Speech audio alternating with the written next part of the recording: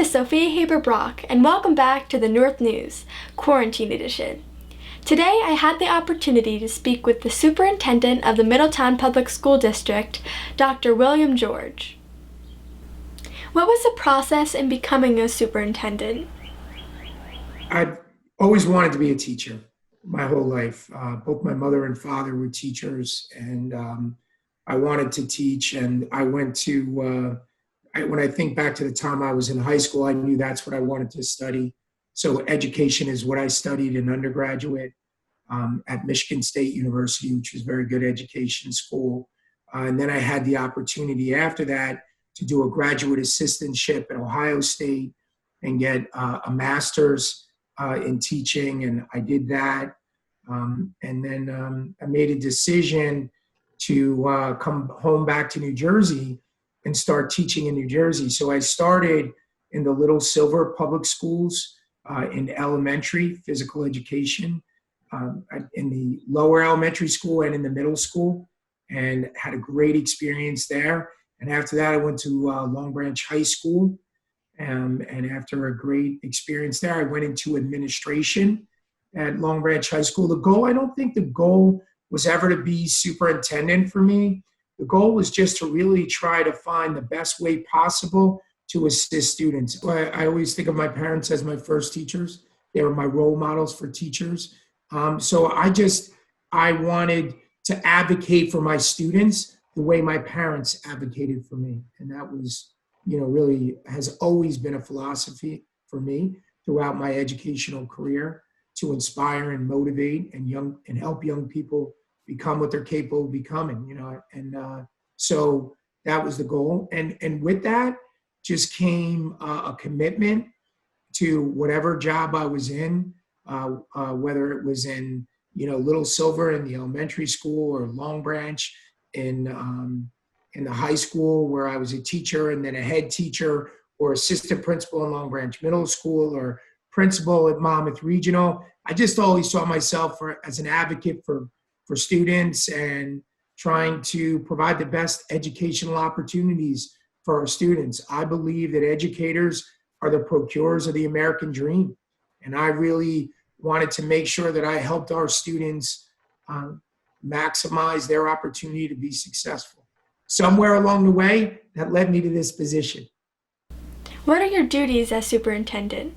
My duties as superintendent are to work with the teachers and administrators, both building level administrators and subject specific administrators, to provide the very best educational opportunities for our students in our 17 schools.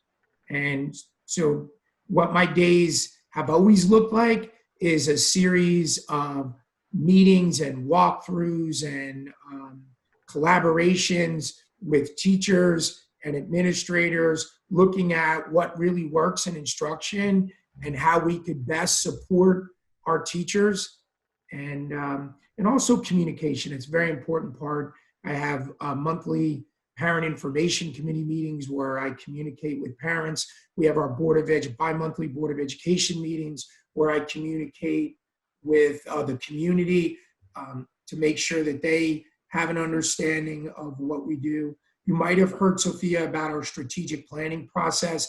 That's a big part of what we do. So what we try to do is, give our school community, citizens, parents, students, an opportunity to provide input to the direction that we're going, and the input into, what they expect from their school district as a community. That's a big part of my job. We're just coming to the end of the writing process of our second 5-year strategic planning process, after a series of meetings all year with the public and taking public input and surveying the public to find out, what they think their expectations for us as a school district are. The favorite part of my job is my meetings with students, and I think you've been at some of those. So, my meetings with our students at High School North and High School South, I've always regarded our high school students as experts in the educational process, I'm sure you've heard me say this, but you have been to in our school district for more than a decade now. Most of our students. So really, when I'm meeting with them at that level, and so hearing their feedback about what they've thought about their education process from lower elementary to upper elementary to middle school and in high school. We've always tried to take those meetings with students and provide student voice, and whether it was Dr. Cartier and I or Mr. Kirkpatrick, we've always tried to take the feedback we've gotten from our students and implement that feedback into positive change for the district. A large part of our district initiatives right now is personalized learning for students. A big part of that is student voice, student choice. I think that's really provide a high level of success during this time of virtual learning. I've been very impressed with your work and what you've been doing, and even connected your videos and your interviews as part of our newsletter, because what you're doing, I think, in this time is so important. You're finding your voice, you're showing leadership, you're also expanding on your own educational opportunities. And that's, our MTPS Spark Personalized Learning Initiative. That's what that's all about. So when you asked me over the weekend, could I jump in with you on Monday? I was like, yeah, let me rearrange my schedule. If 10 o'clock's when you can do it, let's do it. Let's have a conversation, because I'm so impressed with what you're doing. And I want to encourage others to do the same thing. Thank you so much. So how has your duties changed because of quarantine? These virtual meetings all day long, exhausting. Don't you find it exhausting? And I know our teachers do too. I think all of us are working harder. So I would say the first way it's changed is because we're working harder, because we're working differently, right? And when I talk to the teachers, our teachers are educational experts, and they know the subject-specific content. They know when students are learning, and they know what that looks like. And they're working so hard to tweak this virtual learning process to make sure that our students can be successful. And that's a lot of stress. I think it's a lot of stress for our students. I mean, between what's going on in the world right now and this worldwide health crisis, and then and the isolation that all students face, and then on top of it, to continue, staying focused on your learning, that's a lot. It's a lot on the plate of our teachers. It's a lot on the plate of educators, our counselors, making sure we're there for their students. But it's a lot for our students.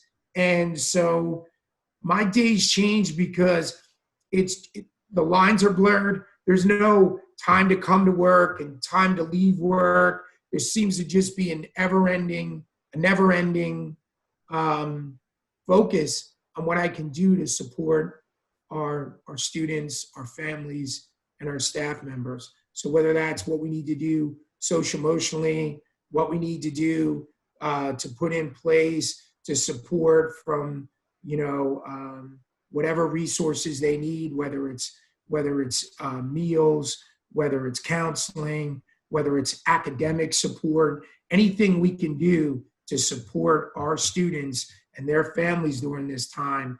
That's really been my goal. I said from the very beginning in this process, this is an opportunity to connect with our students on a different level, to reconnect them to their path of lifelong learning, to use our district goal of personalized learning to develop virtual learning and put the supports in place so that our students can be successful, find a new way to deliver our social and emotional goals so that students have the confidence and the support to be successful in this time. Those are really the kind of things, Sophia, that I'm thinking about. It seems like all the time. I usually wake up about 5 a.m. and start looking through my emails, thinking about the day, figure out some emails, try to exercise a little bit, and be online and working at 8 o'clock, And and the meetings go into the night. They always did, though. That's always been part of my job. But that's part of, making sure I'm communicating with the public and we're being transparent.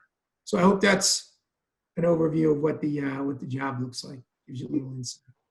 So how do you think the students and teachers and faculty of the Middletown Public School District are handling it?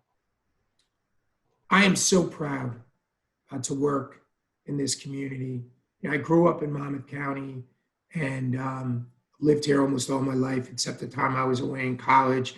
I always thought of Middletown as a great community, an amazing town. And I think in the middle of difficulty lies opportunity. And we've really shown our students, our families, our teachers, our administrative team has shown how much we care about this community.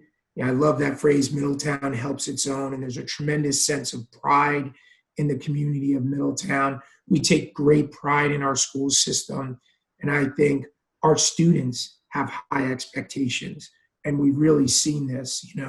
There's been a lot of talk about virtual learning and grading, but for us as educators, the teachers and the administrators, we've really tried to stay focused on making sure that we provide the social-emotional supports as well as the educational supports, because we knew that our students and our families, parents and guardians would have very high expectations for what learning should look like, and they do.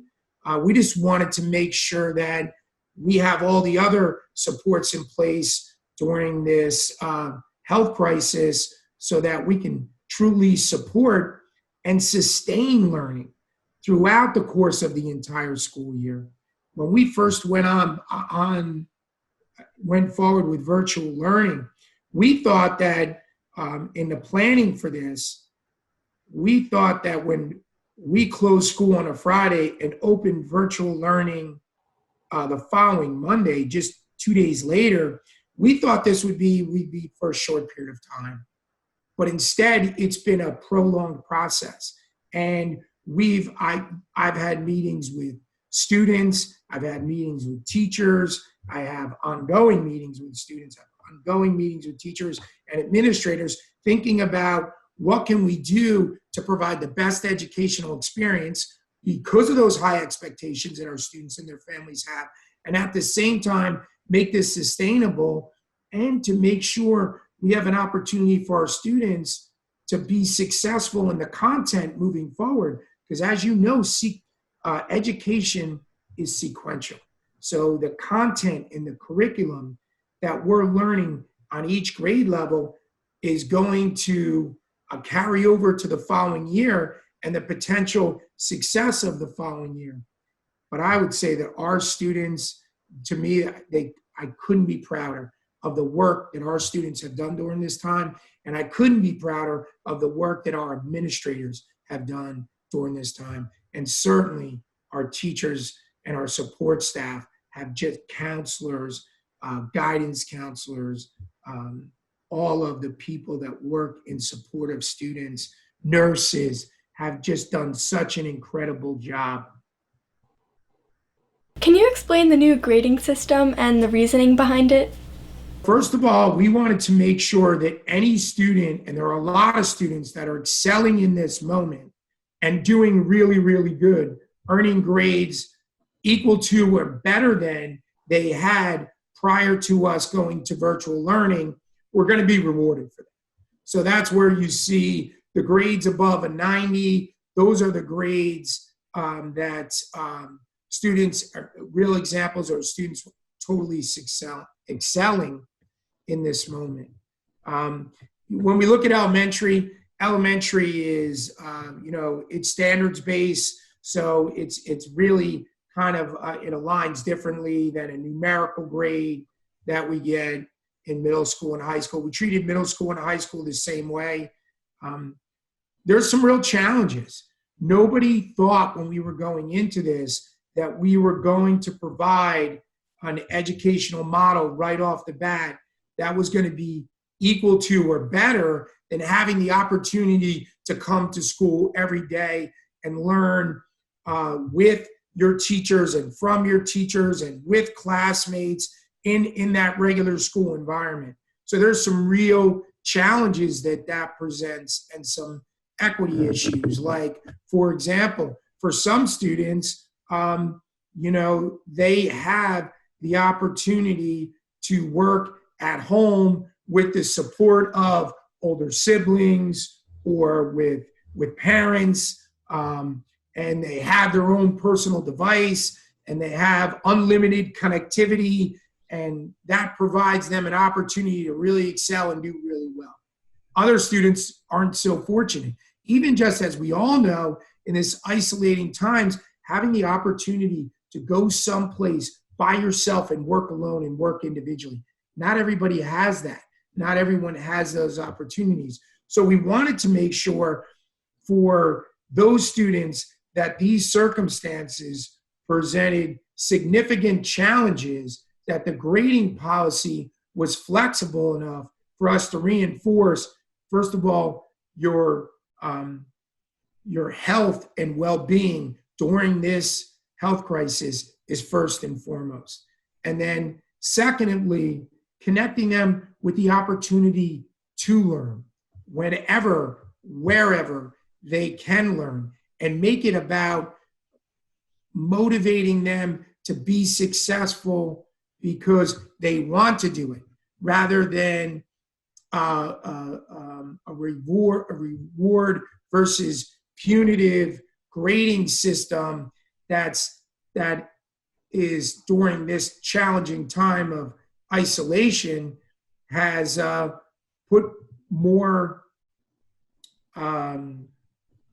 challenges for those students. So our grading policy is more flexible, but it still rewards those students that are excelling and really doing well in this time. And that was the goal. And even to do that, I discussed that I don't make any decisions as superintendent individually. I don't, as a superintendent, make decisions individually. These decisions were made with input from students, from principals, from assistant principals, from subject-specific experts, with the thought process, let's make sure that we're saying what we mean and meaning what we say. And that is that your health and emotional well-being is first and foremost. And secondly, that we're trying to use this as an opportunity to reconnect students with the skills of lifelong learning. And it's about staying focused on the content, not necessarily the grades you got. And how can we help you? And how can we make sure you're overcoming those challenges of connectivity or having the opportunity to work alone or getting some of the supports that other students are getting, because learning looks differently in this moment than it did prior when we were coming to school every day. So how is the learning going to translate to next year and the coming years after this whole thing is hopefully over?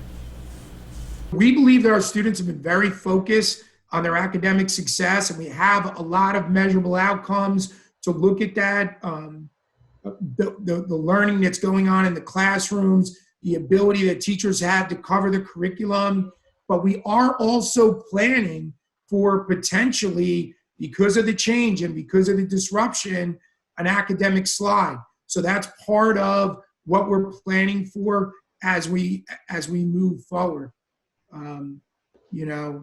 So we want to make sure that our students have every opportunity to be successful. We might have to handle the start of the school year with curriculum differently next year, based on all those factors that we get back from our teachers and from our building level administrators and our subject specific experts. We might have to tweak the way we deliver the curriculum last year. There's one other thing I want to say about grading. We wanted to make sure, with all the challenges that are happening and going on right now in this minute, when there are other states who stop grading as of that time when we went into the social distancing isolation, And those grades that they had were the grades for the rest of the year. We didn't want our students who have such high expectations, particularly seniors that are going to be graduating high school, but even if you're anywhere between freshman and senior, and we continued with grading, and it was more difficult and students' grades went down, it was going to make it harder for them to compete in an already very challenging college recruiting process and choosing the schools that they wanted to go in. So it was really important for us that we didn't put our students during these extremely difficult times in more challenging positions than other states, other counties, other school districts were putting their students in. That's another, I think, important part as it comes to grading, Sophia. So what's going to happen with graduation for the seniors? I just sent you a document, from the DOE. So between now and June 30th, all celebrations and graduations, promotions, celebration, proms have to remain virtual, but our building level administrators, assistant principals, and are working with students. We've gotten a lot of feedback from parents. We're surveying students as well, I believe. So we're trying to get as much feedback as possible. It unfortunately is going to be virtual because we don't have any other choice.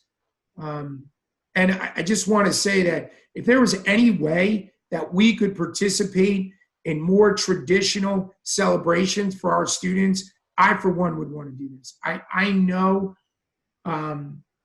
as a father myself of a senior in college graduating who lost the spring of her senior year and a more traditional graduation, the culmination of her educational career, how difficult that is. I feel so bad for our students who have not been able to have a typical educational experience along with their co-curricular activities, whether it's chorus, band, sports, clubs in this spring semester. That's so unfortunate, and my heart really aches for all of our students. To be involved with spring activities and particularly in your senior year, but still very important, whether we're talking about, an elementary play or a middle school play or band concerts, choral music concerts. All of these opportunities have been lost for our students. And I just want to heartfelt say how sorry I am. I wish that had not happened for you. I think of our students continuously. My heart aches because of that. But we're in this moment, so we have to make the best of the opportunities provided for us. So we want to get feedback from our students. Where, as a matter of fact, emails came in this morning from students about what they want their seniors, about what they want graduation to look like. I'm hearing from our students. We're going to try to do everything we can. One of the things that the governor said and the commissioners said is be as creative as you can be. So I welcome that feedback from our students. I know the building level administrators, principals welcome that feedback. Dr. Cartier and Mr. Kirkpatrick, they welcome that feedback.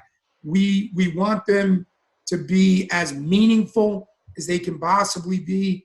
Unfortunately, they're not going to be the traditional celebrations that we've all become accustomed to. And we're all sad about that. So how about you personally and with your family life? How has that changed because of quarantine? I have two college daughters who have come home and are living at home for the first time in a long time. My wife and I have 4 children, and for the first time in a very long time, all 4 are in the house. So we try to take advantage of that family time. And I think that's been one of the silver linings for everyone, right? Is to try to, during difficult times, you try to keep your family close. and I've tried to keep my family close, and I'm grateful for that opportunity. The difficult thing, and I think our teachers are feeling this, our students are feeling this, is we don't get as much time to spend together as we would like because we're learning differently. Our work looks differently. Whether you're a student or you're a teacher, you're an administrator, it's more labor intensive and it takes more time. So we probably, none of us get as much time to spend with our families as we would like. I love teaching. So I've always tried to stay involved learning. I'd say my number one hobby is learning. And I think that teaching is a great way to learn. I think it goes back to my passion for personalized learning, student-directed learning. I see myself as a student. I will always be a student. And I believe in the power of collaboration. I believe in the power of student-directed learning. So I have always tried to be involved in teaching on the higher ed level to make myself the best administrator, the best teacher that I can be, and to be a lifelong learner. So that's one hobby. I'm an outdoorsman. Living in Monmouth County and living in this area, I love the ocean. I love the river. I really enjoy fishing. I enjoy sailing. And my number one hobby is rowing. In the summer, another hobby for me is that I'm a lifeguard. I've worked for a very long time, more years than I want to admit, as a lifeguard. And I got involved at a very young age in rowing with lifeguarding. And I row, my brother and I row every morning, early in the morning, and before I go to work. And I try to be out rowing 4 or 5 days a week. I like exercising, running. I used to go to a gym, but now it's calisthenics because there are no gyms. They're closed. But I like those physical activities. But more than anything else, I like being an outdoorsman. I love to be, surfing, rowing, fishing, anything I can do outdoors. Okay, so now I'm going to ask you a little bit about your retirement. So, did you just decide to retire or was it planned? It's 33 years of this educational career, and I would say that there's been a change every close to every decade, 8 or 9 years. There's been a change in what I've done.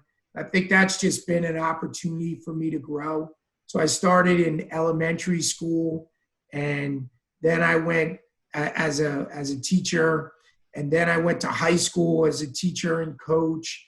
And even during the time when I was in elementary, I was a high school coach though. And then I went to middle school, and I was an assistant principal. And then I went back to high school, and I was a high school principal at Monmouth Regional. And then I became an assistant superintendent in Hazlitt. And then I became superintendent in Hazlitt. So I've always embraced change. I think that's part of why when you ask me my first hobby is learning, because I think that change process and lifelong learning is important to me. And then I had this opportunity to go from a long-term adjunct college professor career to a full-time college professor. And I thought that was the next step for me. I plan to still work directly with pre-K to 12 school districts, working on the research surrounding teaching and learning and student-directed learning and anything that can assist students to be more successful and to motivate students. So I feel like although I'm changing careers, I'm just going at it differently, what I've been trying to do all along. Coming back to where we started this whole conversation, to motivate, to inspire students, to help them to be successful, to help them accomplish their goals.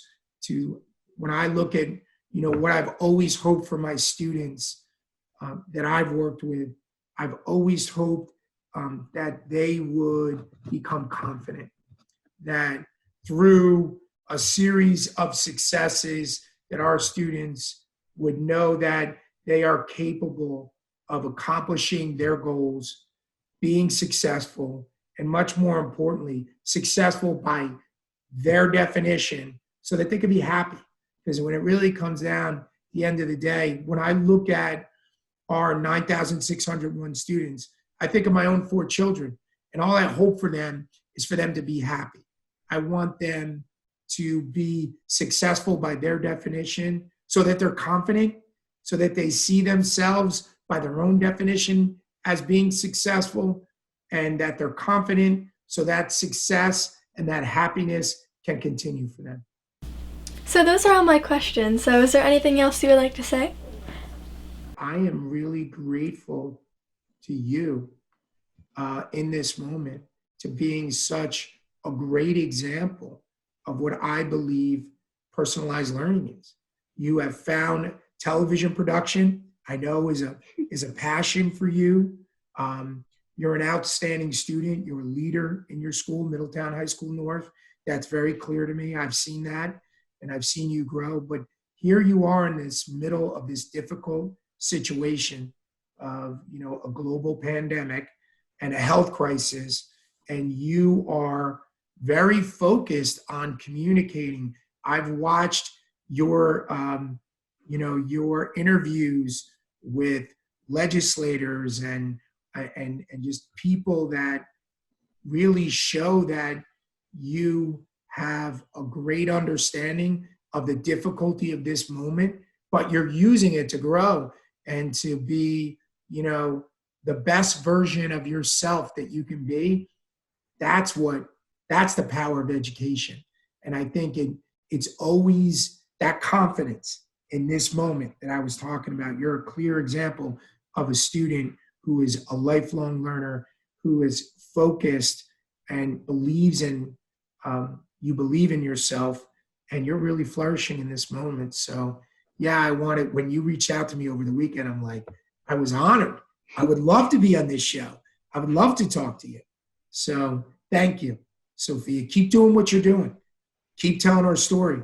I also spoke to Mr. Rottola about, developing a student-led component to our newsletter. And I would love you and others, representatives from both high school students that were interested, to be involved in that, because I think that you've interviewed students. I think that was my favorite. I mean, sure, I love when you interview the legislators, and that's great, and Mayor Perry, and it really shows, and he's, that was really enjoyable to watch. I've enjoyed working with Mayor Perry over the years. That was enjoyable. But when you're talking directly to students about what learning looks like in this virtual moment, and I'm having the opportunity, that meant so much to me, to listen to students that I don't normally get the opportunity to talk about the difficulties, the challenges, the successes, that you're telling the story for all of Middletown. So congratulations and thank you. Keep directing your own learning. Keep finding your voice and telling your story, and telling Middletown's story, and telling our school district story, because I've really enjoyed listening. Thank you. Thank you so much. He's very nice. I like him. He's very nice.